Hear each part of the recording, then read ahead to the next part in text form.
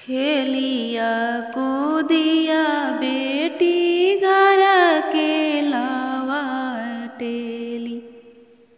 बाबा जे बेटी कही पुकार, बाबा जे बेटी कही पुकार।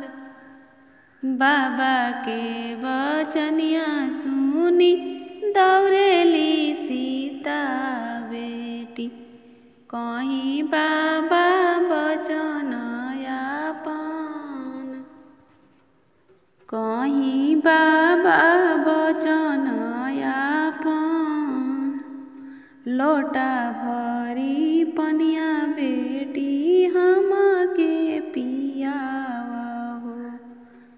लागल बाड़े मधुरी पियास, लागल बाड़े मधुरी पियास। एतना कही के बाबा सीता पर नजर डालिले। सीता जे भइली सेयान, सीता जे भइली सेयान।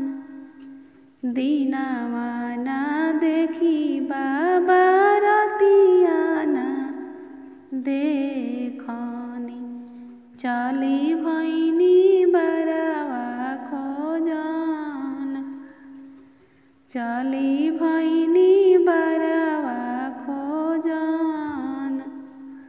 दिन भर बाबा हे घोड़ा दौड़वनी। राति बेरिया लैनी बरियात, राति बेरिया लैनी बरियात। चाचा जे राम के पौआ पखारिले।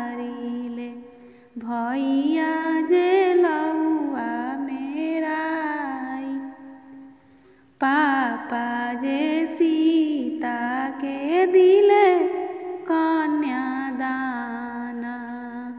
सीता जे भइली पराई, सीता जे भइली पराई। होत बिहान पहर नाही फूटेला। सीता के होखेला विदाई। होत बिहान पहर नाही फूटेला। सीता के होखेला विदाई। आमा जे